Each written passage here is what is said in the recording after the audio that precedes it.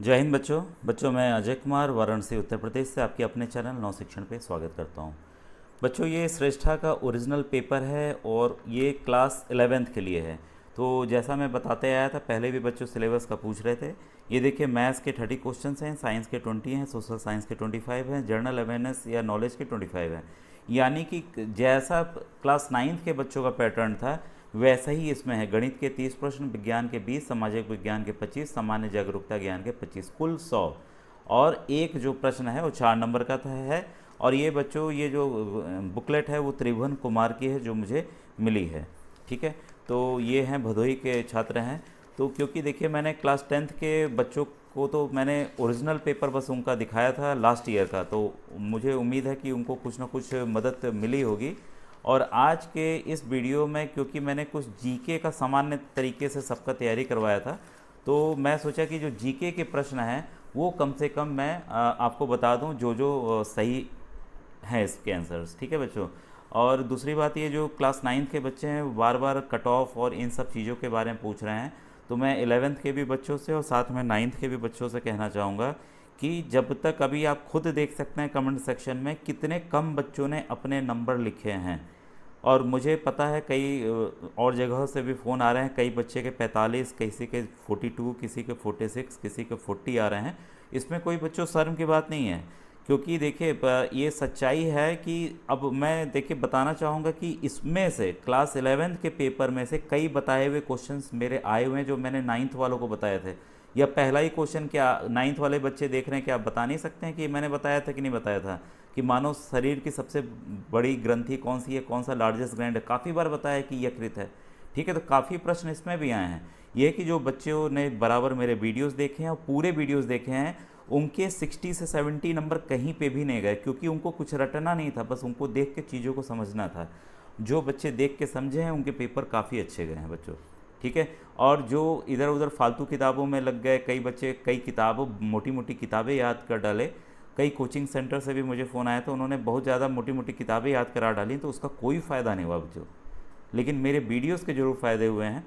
ठीक है, तो आइए मैं आंसर्स को कराता हूँ। और मैं तब तक अभी देखिए कट ऑफ का वीडियो मैं नहीं बना सकता एक्चुअल कट ऑफ का, जब तक कि आप कमेंट सेक्शन में अपने असली नंबर नहीं लिखते हैं। और जो बच्चे अभी जैसे मैंने क्या किया है कि 4 वीडियोस बनाए हैं, जैसे इसी में आप देख लीजिए ये जो पेपर है 11th का, तो इसका तो 11th का मुझे ओरिजिनल मिल गया है। अभी भी सोचिए क्लास 9th का मुझे ओरिजिनल पेपर नहीं मिल पाया है। जब आप बच्चों को मैंने तैयारी कराई है, जब तक आप अच्छे से फ़ोटो खींच के मुझे नहीं भेजेंगे तो मैं कैसे बताऊंगा। वो तो किसी तरह से जैसा भी जो मुझे फ़ोटो मिला उसका मैंने आंसर बना के डाला। तो जब मुझे पेपर ही नहीं मिलेगा तो मैं बताऊंगा कैसे आंसर, आप खुद सोचिए। तो आप लोग से सोचिए इतनी भी मदद नहीं मिल पाई है कि मुझे क्वेश्चन पेपर प्रोवाइड कर दें ताकि मैं उसके उत्तर बता सकूँ।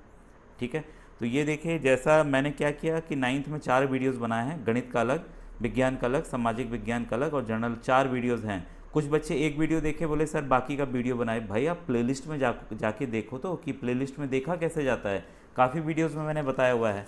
ठीक है, अब देखिए आज के आइए पेपर पे आता हूँ मैं। पहला मैंने बता ही दिया, फिर है इसके बाद रुधिर कोशिकाओं का निर्माण कहाँ पर होता है, where are the blood cells made, तो होता है बच्चों अस्थि मज्जा में यानी कि बोन मैरो में। ठीक है, फिर ये देखिए ये कॉन्सेप्चुअल क्वेश्चंस हैं और ये सेक्टर वाइज है। तो ये मैं देखिए समय नहीं था, नहीं तो मैं एक एक चीज़ आपका पढ़ा देता। लेकिन अब मैं अगले साल के बच्चों के लिए बताना चाहता हूँ कि मैं इस तरह की चीज़ों को 9th और 11th वालों को साथ में तैयार कराऊंगा, क्योंकि पैटर्न उनका लगभग पूरा पूरा सेम है बच्चों। ठीक है, अब इसमें पूछा है निम्न में तृतीयक गतिविधियों की पहचान करें। तो आपको पता होगा 3 तरह की गतिविधियाँ होती हैं, प्रथम, द्वितीय और तृतीयक। तो तृतीयक में देखिए क्या क्या आता है। एक तो आपका परिवहन आता है, और दूसरा संप्रेषण आता है, और तीसरा आपका सेवाएं आता है, सर्विसेज आता है। ठीक है, इसमें आपका मत्स्य और माइनिंग ये दोनों है जो प्राथमिक है, प्राइमरी सेक्टर्स के हैं, तो इसलिए इसका आंसर बच्चों 2 होगा, ए, सी एंड ई ओनली।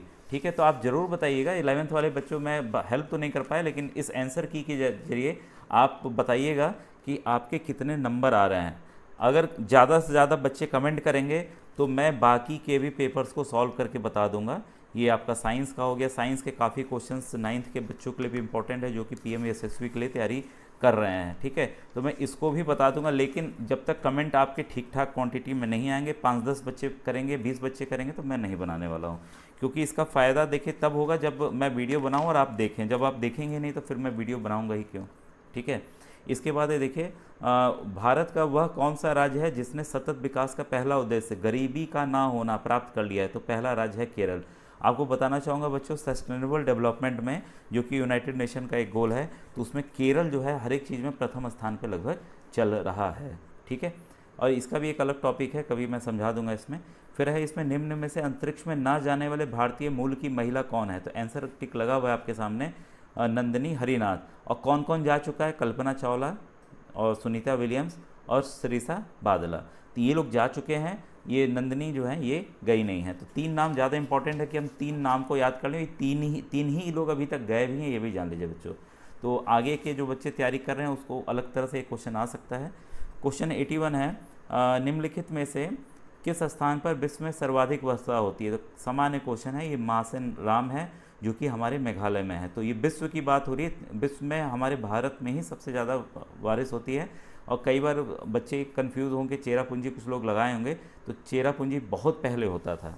ठीक है, तो इसके बाद आइए क्वेश्चन नंबर 82 देखें।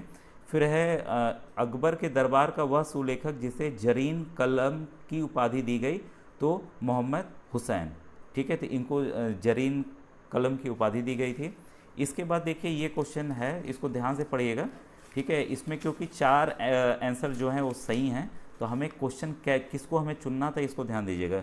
इसमें पूछ रहा है कि गांधी जी द्वारा चलाए गए राष्ट्रीय आंदोलन कौन से थे? ठीक है भाई, राष्ट्रीय आंदोलन कौन कौन से थे? तो चंपारण वाला था, असहयोग आंदोलन वाला था, और आपका सविनय अवज्ञा आंदोलन था, और खिलाफत आंदोलन था। ये कब कब है मैंने डेट्स लिख दी है, तो आपके जो अगले साल की तैयारी करें उन बच्चों को काम आ जाएगा। तो इसमें देखिए ध्यान देना है कि निम्न विकल्पों में सबसे उपयुक्त उत्तर का चयन करें। तो उपयुक्त उत्तर का हमें चयन करना है। ठीक है, तो इसमें हम देखते हैं ए बी के साथ डी का कॉम्बिनेशन है यहाँ पर। ठीक है, और ए बी के साथ यहाँ सी का कॉम्बिनेशन है। ए बी तो कंफर्म रहेंगे। ठीक है, तो उस हिसाब से सबसे उपयुक्त जो है वो है बच्चों तीसरा आंसर ए बी डी वाला। ठीक है, इसके बाद आइए इस वाले क्वेश्चन को देखें, question 84। Jim Corbett national park किस राज्य में है? काफ़ी बार मैंने बताया है उत्तराखंड में है।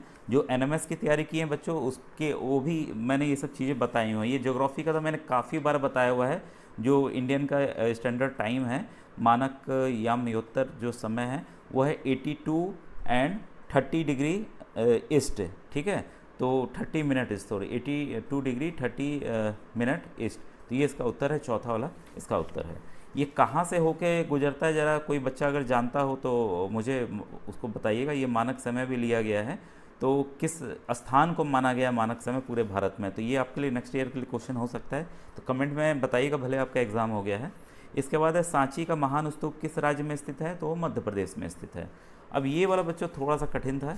ठीक है, आपके लेवल से भी, क्योंकि आप बहुत जब डिटेल पढ़ेंगे तब ये सब चीज़ें आपको आ पाएंगी। तो इसका आंसर है बच्चों 2। ठीक है, ए का है 3 नयनार, बी का है आपका 1, सी का है आपका 2, और निज़ामुद्दीन औलिया आपके सूफी संत थे। एक चीज़ और याद रखिएगा, जो नए बच्चे तैयारी करना चाहते हैं अगले वर्ष के लिए, ये जो अंडल हैं ये एक लौती महिला अलवर थी, मतलब विष्णु जी को मानने वाली भक्त थी, अकेली थी। तो अंडल एकदम अलग नाम है, तो इसको आप ध्यान अलग से रखिएगा, क्योंकि आ सकता है कि एकलौती महिला कौन थी जो विष्णु जी का वो करती थी। तो आपका आंसर रहेगा। क्वेश्चन नंबर 88 है आपका, ये भी काफ़ी अच्छा क्वेश्चन है।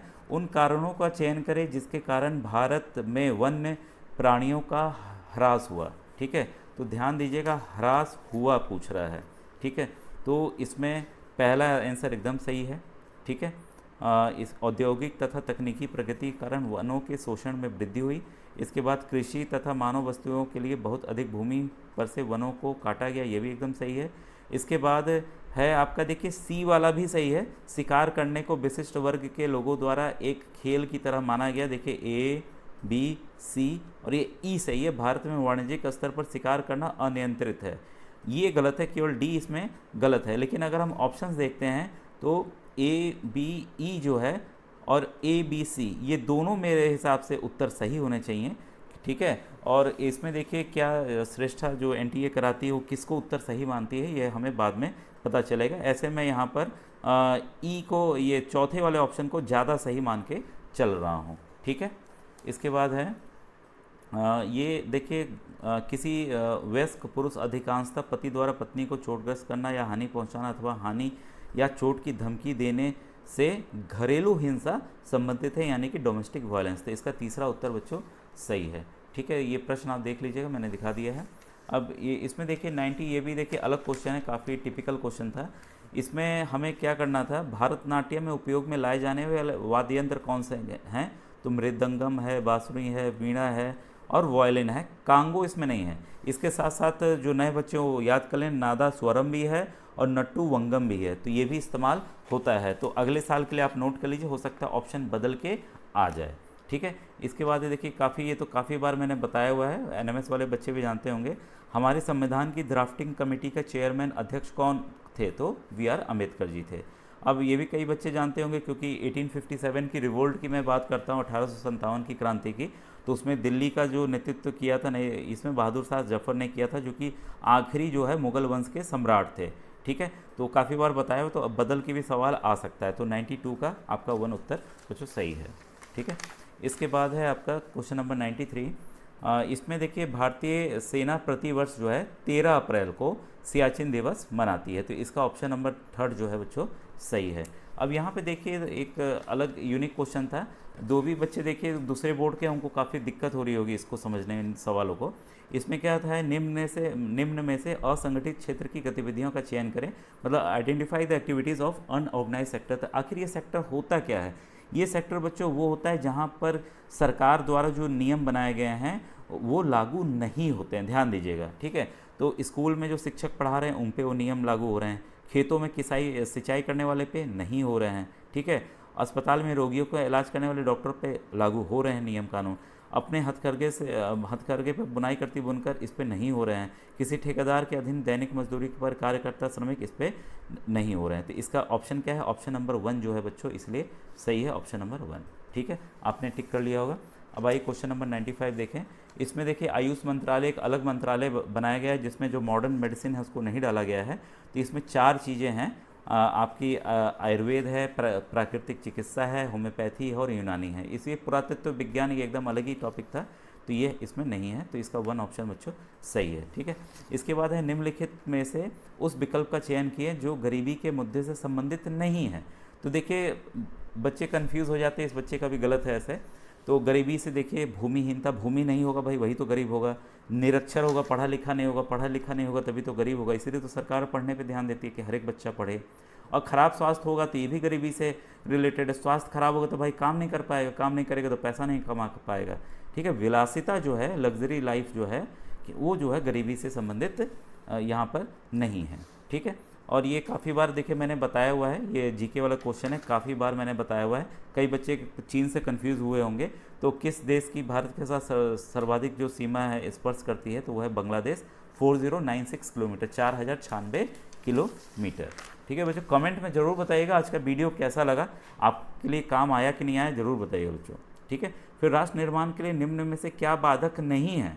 तो बाधक बच्चों देखिए ये तकनीकी प्रगति नहीं है, बाकी देखिए ये बच्चे ने गलत कर दिया है, मंद आर्थिक वृद्धि, जातिवाद और राजनीति में शक्ति का दुरुपयोग, ये सब बाधक हैं। ठीक है, इसके बाद है भारत ने किस स्थान पर परमाणु परीक्षण किए? तो ये पोखरण राजस्थान में, आपको पता होगा पोखरण के ऊपर फिल्म भी बनी थी। बच्चों देखिए आज का आखिरी क्वेश्चन है, ये है निम्न में से भारतीय संविधान की विशेषताओं का चयन करें। तो देखिए धर्मनिरपेक्षता है, हमारे यहाँ देखिए प्रेसिडेंशियल फॉर्म ऑफ गवर्नमेंट नहीं है। ठीक है, ये अमेरिका में है, तो बी ऑप्शन यहाँ पे गलत है। संघवाद है, सरकार का संसदीय स्वरूप है, और हमारा संविधान जो है वो मौलिक अधिकार लोगों को देता है, इसलिए ऑप्शन नंबर 3 बच्चों यहाँ पर सही है। आज का वीडियो कैसा लगा ज़रूर बताइएगा। Thank you.